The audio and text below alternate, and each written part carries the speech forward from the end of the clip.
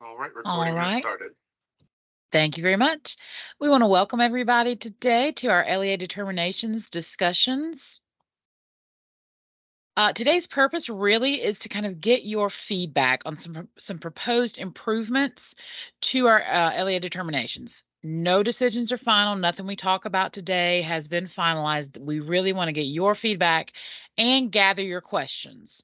So again, we may not necessarily have answers for all questions today, but we really want to pull those together so that as we're talking about things and figuring things out, we have your feedback and your questions to refer to.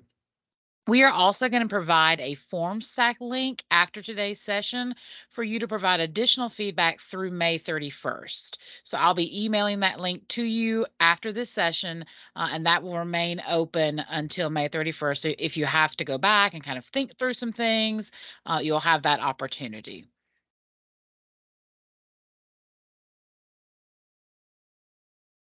To get it. Here we go. So first, we're going to go over some of the foundations, a quick review. Peter kind of went over that when we first talked about doing these discussions, but we'll review those really quickly. Then we're going to dive into each section of the proposed improvements. So we'll go over compliance factors first, and then unmute and offer the opportunity for feedback.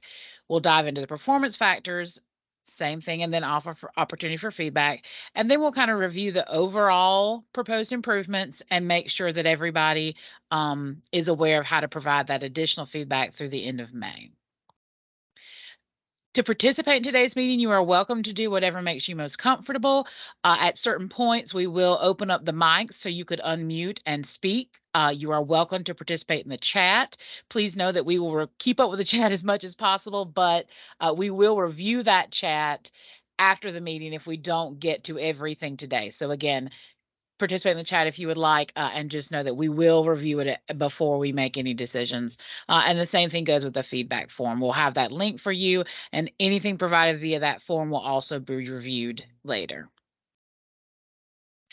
Okay, just to kind of review the foundations for our LEA determinations, we of course know that those have to be given annually about the performance of each LEA using the categories of meets requirements, needs assistance, needs intervention, and needs substantial intervention.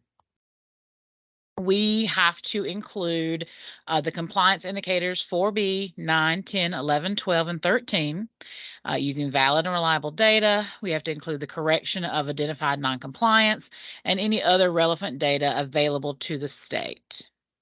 Those are kind of the requirements. In South Carolina, we really want to create and utilize useful measures for assessing LEA performance on implementation of the IDEA and the provision of the special education services. And we highlighted the word useful because that's what we're aiming towards. We want to make these determinations as useful as possible for both you and us. We want to develop a system that stimulates and supports improvement of educational results and functional outcomes for our students. And we want to have a system that assists in tiering and targeting technical support, both from our level with our technical assistance partners, but also for you all at your LEA level.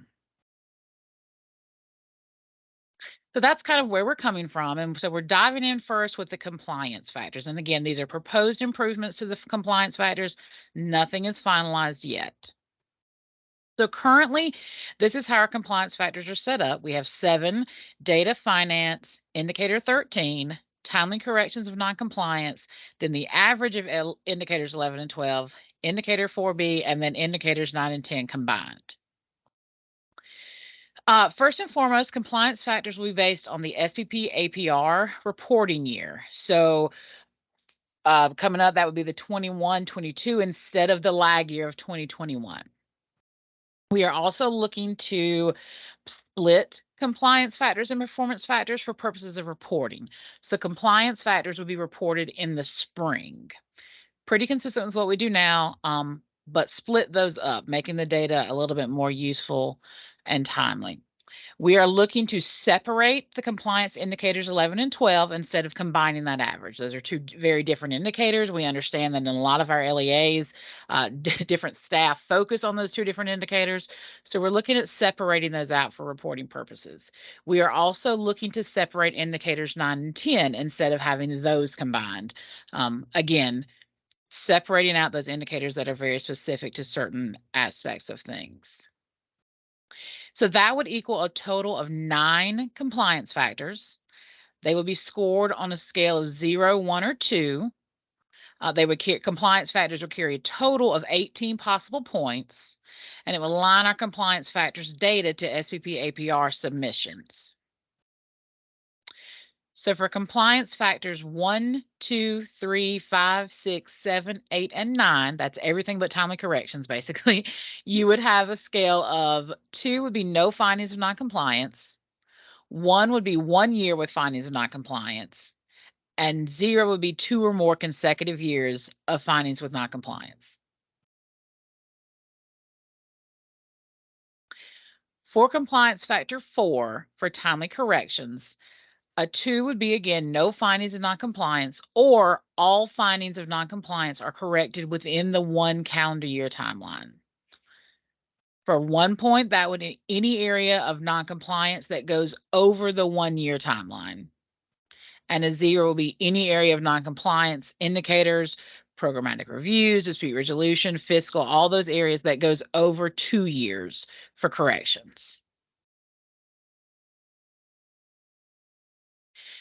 So we would move to the SPP APR reporting year data with 9 compliance factors broken out like this for, again, a total possible of those 18 points. I'm just going to pause for a second and let everybody kind of review that chart before we open up for feedback.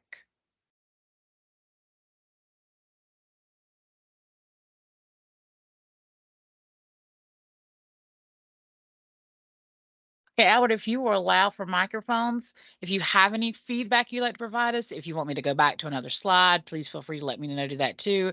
But we're going to open up for feedback on those proposed revisions to compliance factors. All right, participants can go ahead and unmute themselves if they have any questions at this point.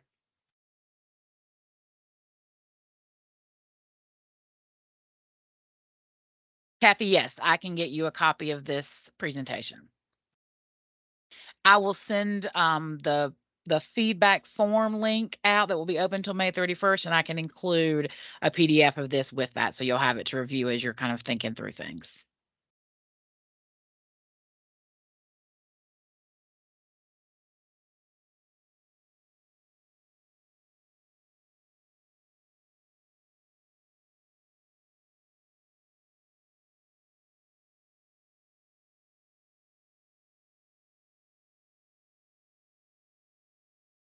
That's all I'm seeing in the chat for now. We'll wait a couple more minutes to make sure anybody who has any feedback wants to pop that in there, and then we'll move on to performance factors.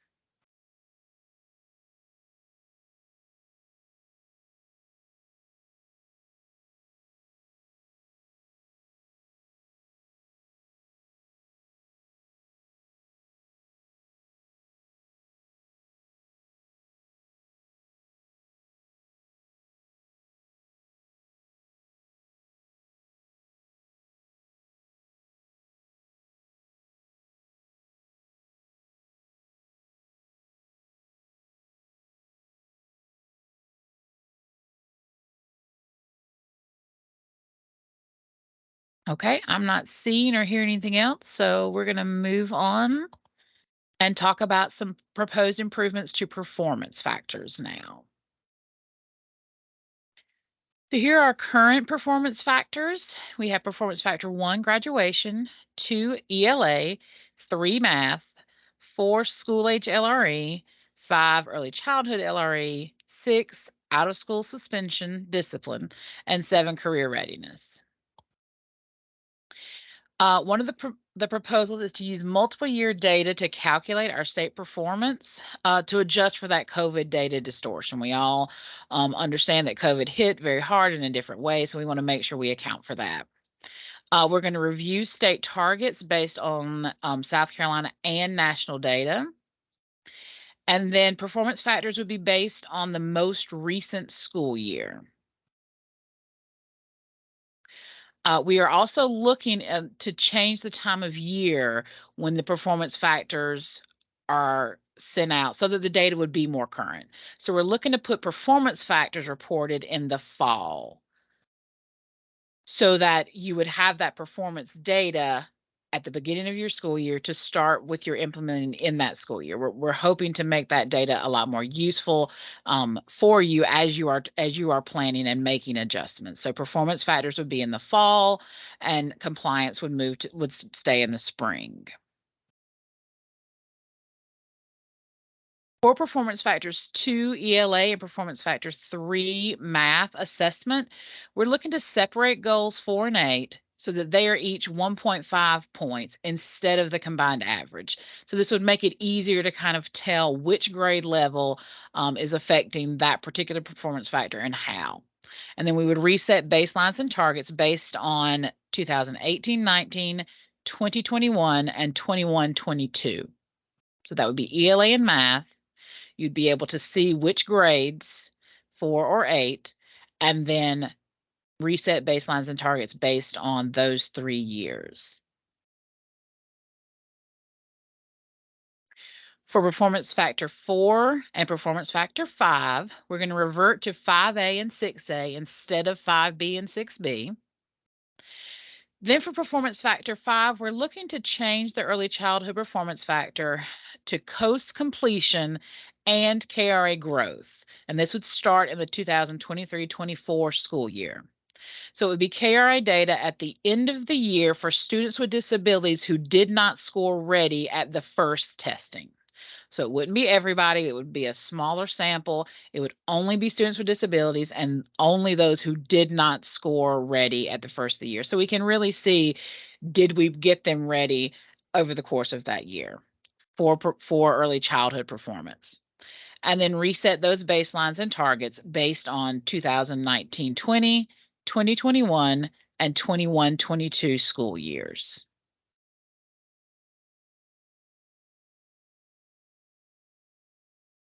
For performance factor 6, out of school suspension, we're looking to reset those baselines and targets based on 18-19, 2021, and 21-22.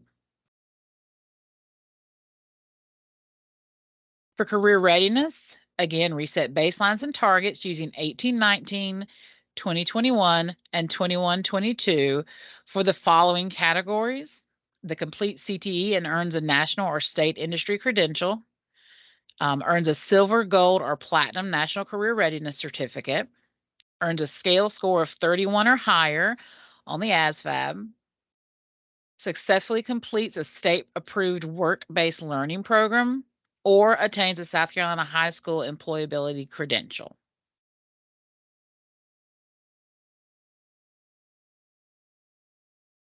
We're going to unmute now for feedback on the performance factors. And I saw another comment in the chat. Again, I will make sure you get a copy of this PowerPoint along with the link for the feedback form so you can review that as you provide any thoughts until May 31st. All right, participants are able to unmute themselves and ask any questions at this point. I have a question on this is Susan Howard, on the KRA, because right now KRA is given at the first 30 days of school and 5K. Is that going to change then, or what's that going to look like? Do you mind if I field that, Elizabeth? Oh, absolutely. I was going back to that slide. Absolutely, Peter, go right ahead. Well, the thought that we were thinking is that so it's only administered once, you're right, at the beginning of the year. And then for students with disabilities who did not score ready at the first testing, what we would have to do is another administration towards the end of the year to see if we moved a percentage of those students into the ready zone, basically. So it's just a proposal now, but it would cause a little bit extra. So then my question would be then, since it's early childhood and we're testing 5K students, if we didn't have them in preschool, would it revert to where they were in preschool if they attended a preschool? Well, let's talk a little bit about the long-term hope. Okay. So the thing is that COAST is going to measure that preschool, right? And right now we're using COAST completion because we don't want to assess people on that until we get an objective mark, which we're working towards. So we're certainly hoping that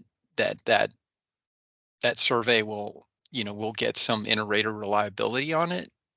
And then we'll change from completion to coast scores, if that makes sense. So then you would have a preschool score and then a kindergarten score. So we feel that hits early childhood pretty well, as opposed to what used to be the environment, least restrictive environment factor that we were using before, which a lot of districts complain really didn't assess performance for early childhood. So hope that makes sense. One question that might have come up is that we haven't issued any determinations based on the 21-22 performance data, but we will be giving that to you guys. What we're hoping to do is to give that to you to see how this scoring system would work in practical terms, right? Because you haven't seen it yet. So it's basically taking the existing data we have, but we haven't issued determinations on that. So we will have to do that this year. And then we would propose that going forward, you would be able to see that 21-22 assessment, and then by early as this fall, you would see your performance factors for the 2022-2023 school year, because we'd pick up all those data collections from the summer and our assessment scores from the spring. The results.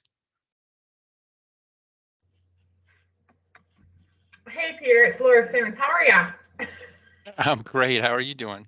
Good. Hey, listen, so the KRA growth, I guess my only question and concern is that, right now here in A4, like our regular general ed teachers are doing KRA for everybody. So now we'd be asking either them to do it or special ed teachers to do another assessment at the end of the year.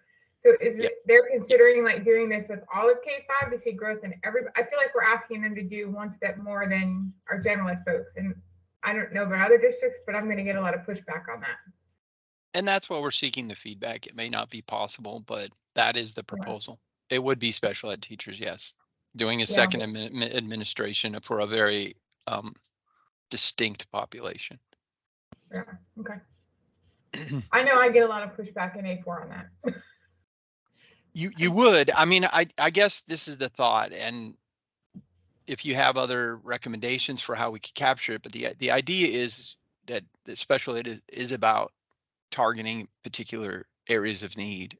And so if we're really trying to figure out, okay, did we target these areas of needs and see improvement over the course of the year with these particular students? So that was kind of what we were thinking. It sets up pretty well with the KRA given the way it's scored. So that was the only thought, is a pretty good assessment, and it is an assessment that as far as I know does allow for multiple administrations within a year. I mean, it doesn't hurt its validity. Okay, got you. Hey Peter, this is Nicole. Who's paying for the additional administration of the assessment? We could work that out, but we could see get a cost estimates from you guys and see if we can't cover that, if it's a proposal we go with. So we'd be willing to reimburse for those costs once we get estimates in, but it just depends whether it's something we decide to do. We haven't gathered that information because right now we're just getting feedback from you guys to see if it's a possibility. Thank you. Hey, Peter, it's Greg from Lexington 4. How are you doing? Good. Hey, I got a question. So on indicator 3, is SC Alt, is that going to be a separate category like they listed in the profiles? We were building it in, I don't know. I'd ask Carolyn. Because we had originally, when we did that, we just included students who took the alt assessment in both the denominator and the numerator. And so for those who, were proficient and above, or, I forget exactly for all what it is, but they were counted in the numerator if they achieved that. Okay. Well, I was just, because my concern would be like when you look at the profile reports that you guys just released, like in 8th grade, we've got not met because we got 0%, but that's one kid. It was one 8th grade kid out of all of our alt testing we're being hit for. Right. the determinations we originally were not set up that way. They were set up so that every student was counted in the denominator, regardless of whether they took, you know, alt or the general assessment, and then we just used a percentage. Now sometimes it helped the percentage quite a bit. It could have or hurt the percentage depending on how the alt assessment kids scored, but they would be treated basically just like any other assessment taker. As in a group, though, they'll be mixed in with the group. In a group. They're with the Gotcha. total class of test takers. Okay. So all the fourth graders and then all the eighth graders, and everybody's included who took an assessment, and then depending on their scores, you get an overall rating of performance. Okay, thank you. Peter, we also have a couple questions in the chat. Would the KRA include all disabilities? You know, I mean, once again, we could get feedback on that, but I mean, our thing was to start with, yes, every student. But we there could be some exclusions if there was a good reason to do so. But that's why we're asking you guys. You guys are on the ground on this type of thing, so there may be some students that maybe wouldn't get into the denominator or numerator for various reasons. But we feel that every student who's capable of being assessed on the KRA should be included.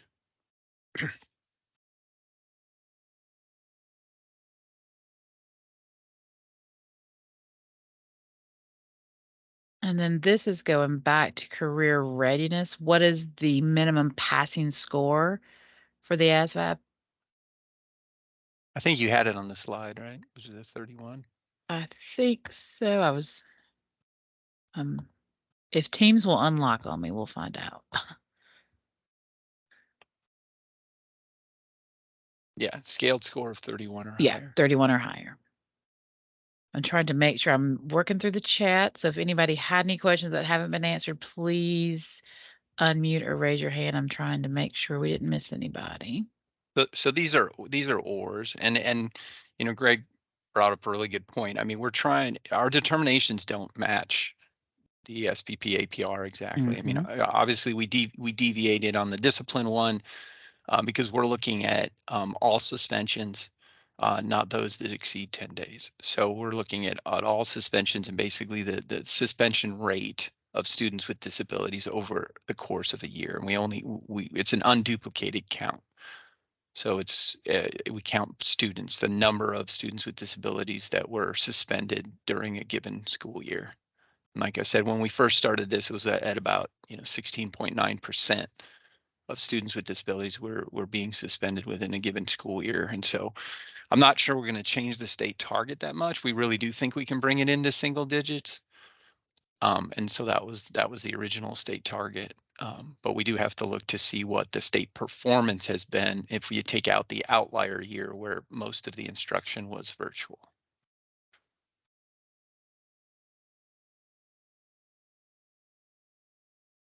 And this is Carolyn. Just to expand upon the career readiness a little more.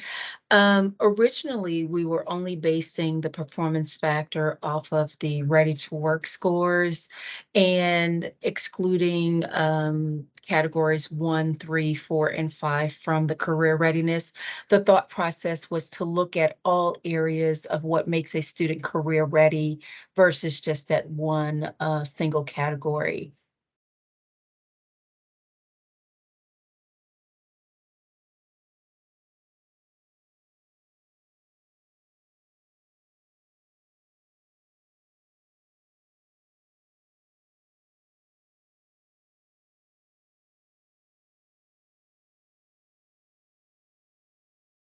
Yeah, I think that was generally most districts appreciated that there's more. It makes our percentages a lot better for performance factor 7 to have multiple ways to meet it, and it makes sense. So yeah. As far as for the KRA score, I guess what we were looking at if we were going to use this assessment. So like I said, we haven't made a conclusive decision about it, but if we were going to use it, it would be the concern would be more of whether this child was served in kindergarten, because what we're looking at is regardless of how they came in, if they weren't ready upon entry, according to the assessment, what percentage of those students were then ready by the end of kindergarten? That was the thought. Did our specialized instruction basically prove successful?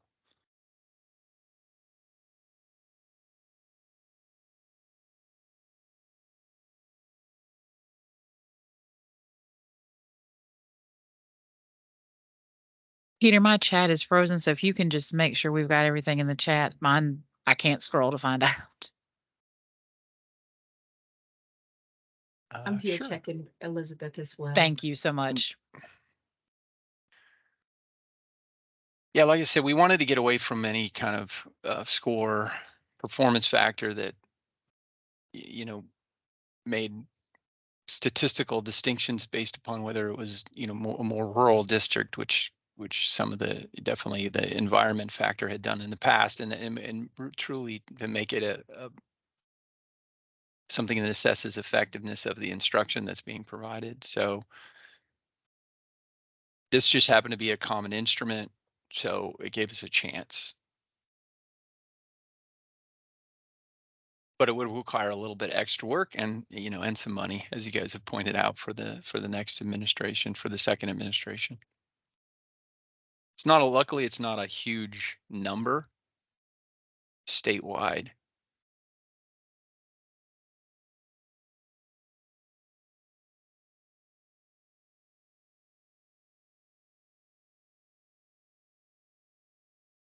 Do we have any more feedback on the performance fighter specifically before we kind of look at everything overall? And I was just wondering if everybody is good with the averaging of years. I think it makes sense. Like I said, discipline was somewhat disrupted in the year where most students were receiving virtual or hybrid instruction, and then of course we did not have the spring assessments when COVID hit.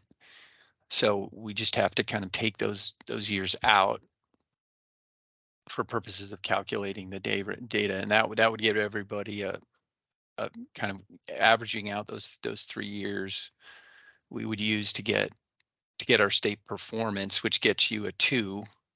If you exceed the state performance, then you get 2 points on the factor. Mhm. And if you obviously if you exceed the state target, you get 3 points. So we would use that data also to figure out what would be an appropriate state targets going forward. Most of the time we don't move the state targets until we see, I'm hoping one day that we will move the state targets after there's been such movement in the state that we get there as a state. If we get to single digits, for example, on suspensions of students with disabilities, I think we all will celebrate. So maybe we'll hold a celebration event, but that would be a fantastic day. And then we could, of course, then decide to, move the state target even lower to go for an even better mark. Mhm.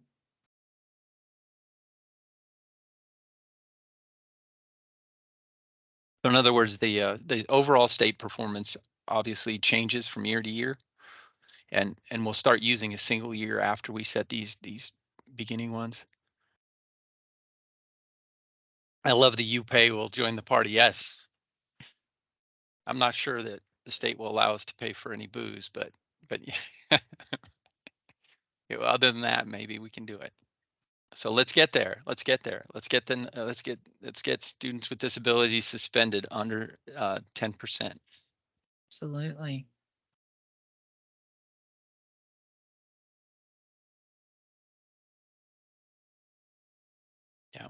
Yeah. What Anderson 3 gave a comment that in the rural district, not many children have an option for early childhood setting. So we understand that, and that's what we're trying to, at least for our determinations. I mean, we obviously have to continue for the year. Your SPP, APR, LEA profiles will remain the same. I mean, that's set by the federal government, and those factors those indicators will continue to be the same and reported as such. But we felt for our state determinations to go in another direction was a good idea. But you'll still see some of that data pop up in your LEA profiles.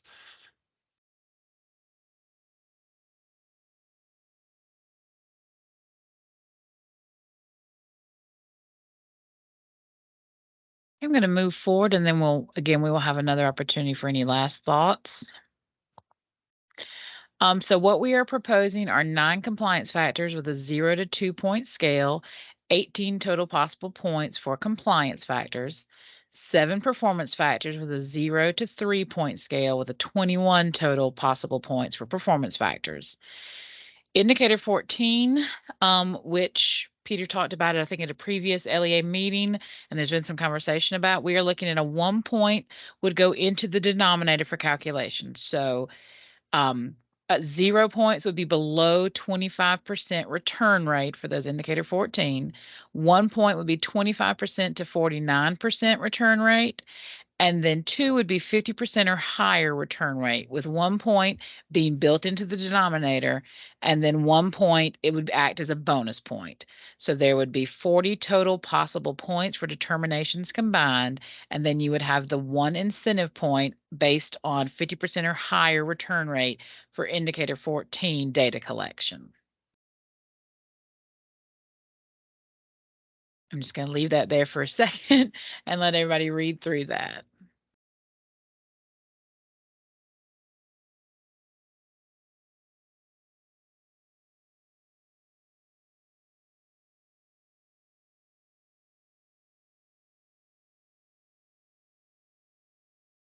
On indicator 14, Nicole asked, are we measuring the return rate, not the results? Why?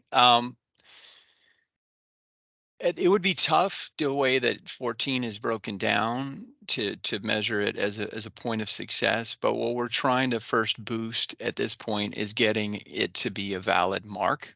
We went from a little over 25%. We've got it up over 50% and is now dropped down to 25%. And the representation among demographic groups is not great. So right now our indicator 14 data would not be valid, but we would certainly be open to measuring it off of results once we get the state at a rate that would represent, be fair representation. So it's a little bit like COAS. You got to get it to where it's a valid mark, and then we could use it as a performance factor. And Cheryl asks a great question, which is the rubric for non-traditional schools. That we will have to, once we figure out whether these proposed are going to take place for some of our traditional ones, Cheryl, then we're going to have to look case by case. I mean, obviously for DJJ and for, the School for the Deaf and Blind and some of the other LEAs that we have that are not non-traditional, we're going to have to meet kind of probably individualize each one to give you a fair mark. That's what we were thinking, because many of the factors don't apply. The School for the Deaf and Blind, their LRE numbers are a little low. So we're looking at the releases. The fall of 2022 would be the last determinations received on 2020-2021 data. Then in the summer of 2023, we'd be giving performance factor determinations based on 21-22 data. So the LEA profiles will be published on the website June 1st of 2023. Then fall of 2023, we'll be giving performance data based on 22-23 data. This is if that proposed split goes into place. And then in spring 2024, we'll be giving the compliance data and your full determinations.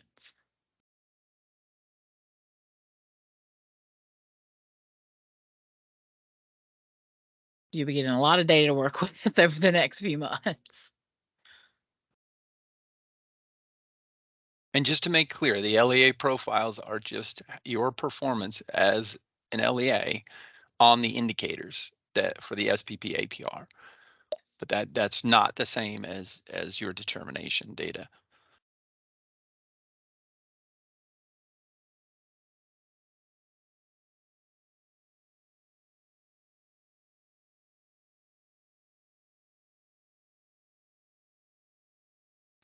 So again, do we have any feedback or questions that haven't been hit?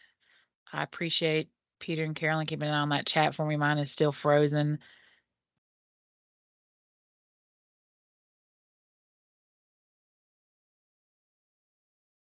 Participants can unmute themselves if they need to ask any questions.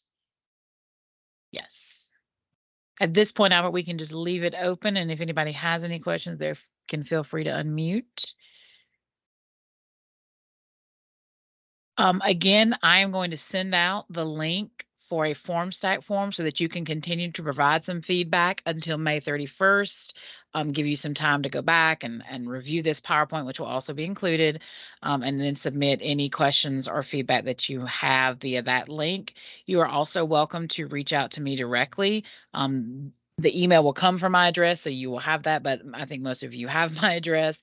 It is eamore@ed.sc.gov. So you will have all those things to continue to kind of think about it.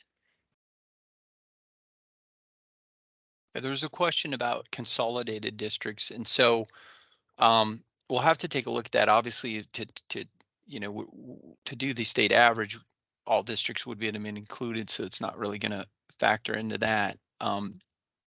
But to the extent that we have consolidated data, I know some consolidated prior to the last assessment to the 21-22, some of them consolidated before the 22-23 school year. So we would only have the consolidated data for once the students have tested in a year following consolidation, at least for our SE Ready scores, and for the other things, for discipline and so forth.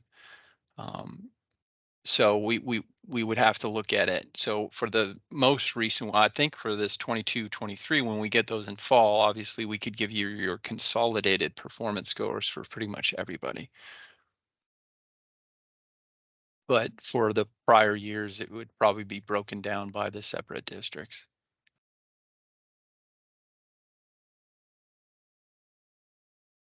A great question. And then Carolyn, for indicator 14, a timeline for opting in for the collection.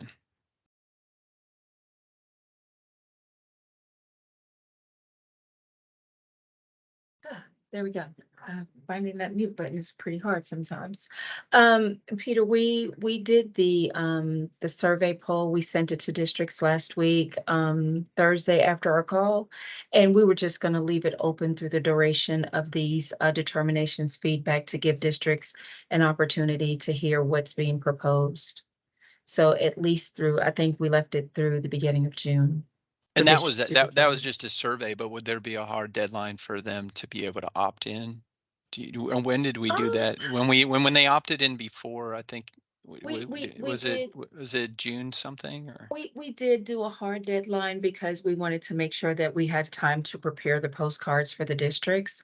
So I would say it would still probably be the beginning of June to allow us time to set things up on our end to send it back to the districts and separate the files that has to go to the vendor. And there's a great question as far as the rubric, the zero. So performance data is out of a 0 through 3 scale. 3, yeah. So the compliance is a 0 through 2, and Elizabeth went through that rubric. But basically for the performance, and we probably should have included that in the slides, but it's so you get a 3 if you exceed the target.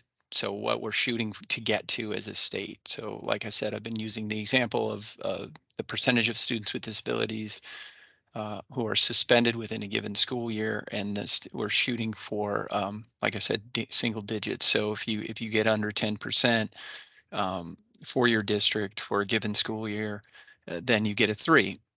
And then what we look at is we've used the state performance from the prior year as the next target, if you will, or the next level. And if you get over that state performance, in other words, you outperform the state, but you didn't hit the state target, then you get 2. If you drop below the state performance, you get a 1.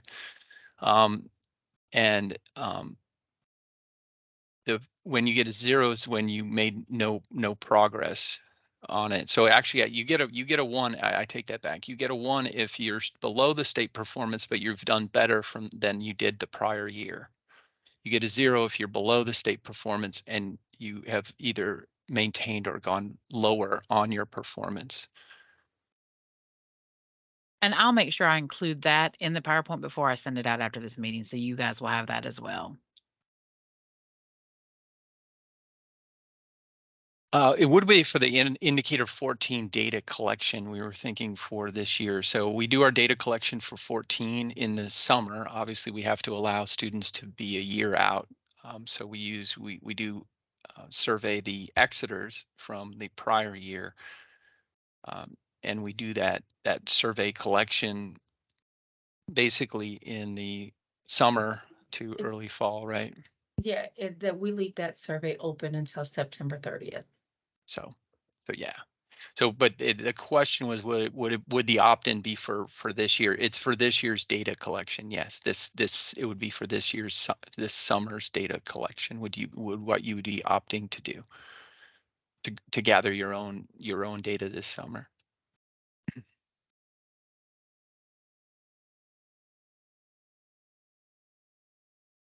And then we're still waiting to see how many districts would be interested in a community event, and to try to see if we can't work out some details for that. But the first question was, would districts be willing to opt in again like they did before? And then secondly, whether they'd be interested in hosting an event that might boost our numbers even more.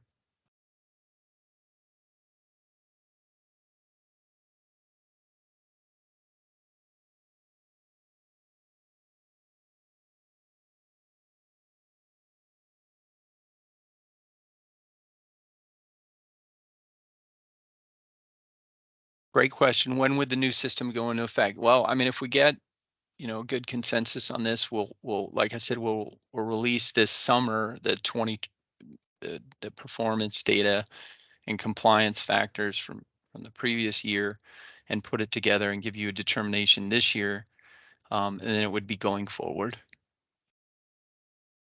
So like I said, we have not released the determinations for this year, for this calendar year. And the last determinations were based on 2020, 2021 data. Mm-hmm. So we would be using, at least for performance, you would get one set of a 21-22 data in the summer with the determination, and then you would get a new set of performance data in the fall.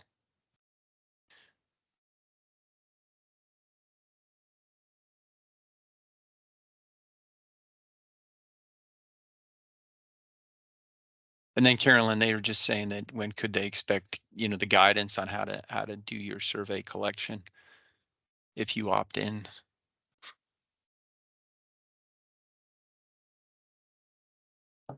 Okay, based on the survey poll thus far, out of 38 districts, 32 are wanting to complete the opt-in. So that's about 84%. And as far as the community event, we are looking at, second.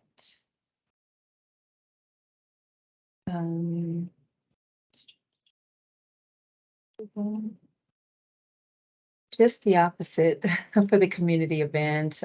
So we have about maybe 84% that don't want to host a community event. But we have about 84% that is wanting to do the opt-in for this current year. So Sure. So and then they were asking, like, as far as the guidance, when they do opt in. well, I'll send that together. I'll send it to everybody just in case, once they see it, if they decide to change their minds, they still have that option. So we'll be very Sure. flexible with that. Okay. And then the question from Susan was just when do you think that guidance can be sent out? The guidance on, what it means to opt in. We're putting it together now. So hopefully by the top of next week, we'll have something, if not by the end of this week. Oh, terrific. That's great.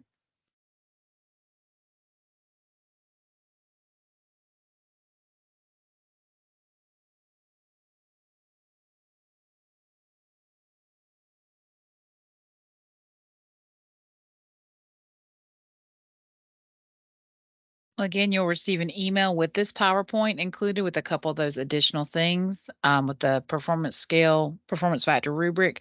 You'll also receive the FormSec link that will remain open till May 31st for additional feedback. You're also welcome to email me directly with any questions or comments you have. And you'll get all of that by close of business today.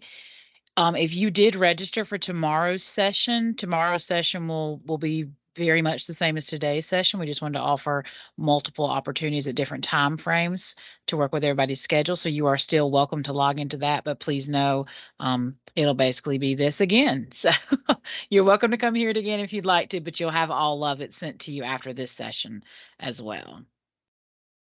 And it looks like there's one additional question in the chat, Peter. Becky is asking what would happen if the districts opts in and they don't improve.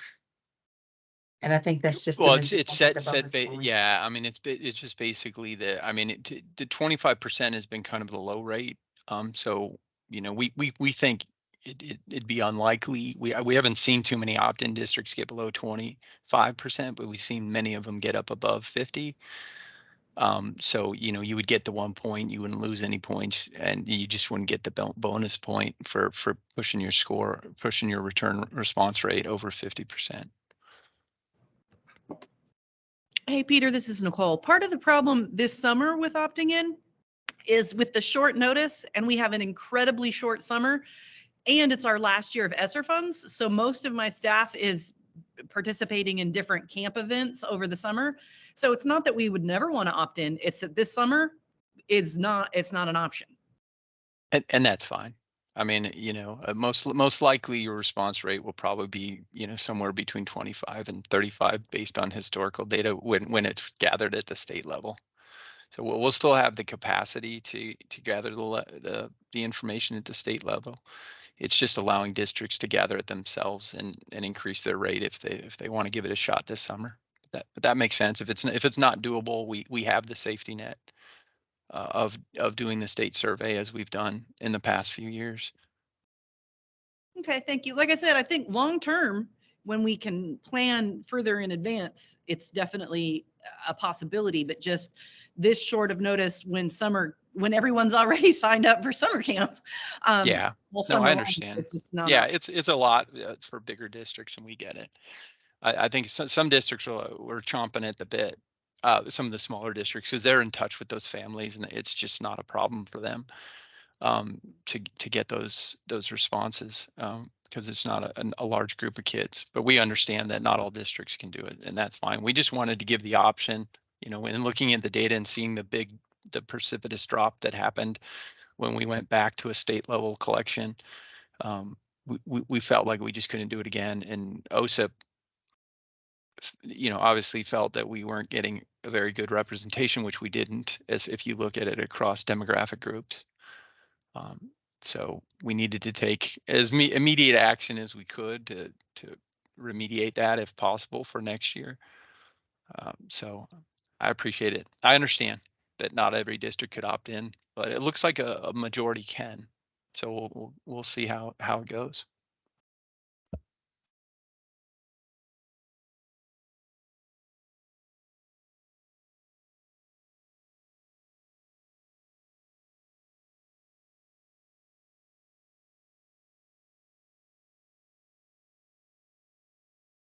There is no penalty point for not opting in. There's no penalty point. What it is it's basically just going to be it's based off return rate. So we set the mark pretty low for the 1 point at 25%, which we've seen is on the low side. And so we just have seen the ones that have made it over 50 have typically been districts who opted in. Yes, some states do have a high percentage rate. I don't know in the most recent year, but there was a question about the high percentage rate. Some states have gotten it above 70% in previous years. I have seen rates as high as 70% return rate for the Indicator 14 survey. Our highest one, I'd have to go back and look. I think Albert put that data together for us, but I think we reached 54% as a state, South Carolina. That's our high mark. That's Vaguely what I remember, Peter. It's in the 50s, definitely nothing over 60. Yeah, and that was 54% as a state. That was overall Yes. as a state. Yeah. So we've seen districts get higher than that. Individually, they've gotten into the 60s, right? 60s and Mhm. 70s. Yeah. Yes. Yes. But as a state, we got over 50%.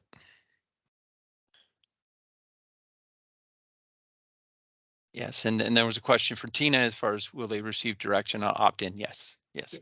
Carolyn's team will be providing it the list of students. You will get a list of Exeters. Yep, and you'll get the survey questions. It's a fairly simple survey. I forget how many questions, 4 or 5. I think Carolyn. We're down to, I think, maybe 6, and then there's some 6. district-specific questions that was posed in there just for informational purposes. Another good question was as how did that happen? Actually, it was local collection. Ironic, almost across the board when those states that had the high percentages of response rate, it was so it was we were getting technical assistance from an organization out of Utah State called TASE. Taste. And they brought us all that information and data, and they said almost uniformly it was because those states had moved to local collection of the data. So yeah, I know you guys love root cause analysis. That one was probably the easiest root cause analysis in the history of the IDA.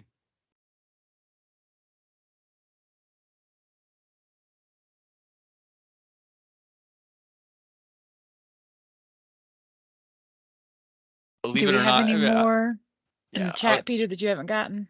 there's no more. So Okay. yeah, I mean, people I think suffer from survey fatigue, and a random phone call from somebody who says they're representing the State Department of Education tends not to get the greatest response. But you guys who are a lot closer to the students and have worked with the students and their parents tend to be able, your answers get called or get answered.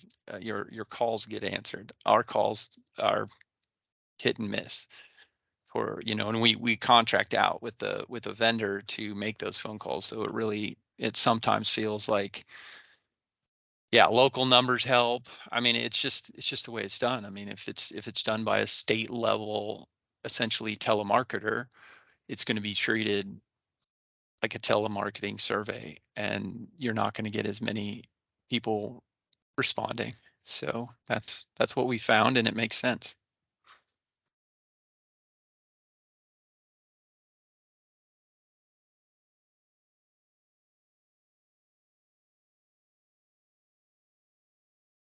Any other questions?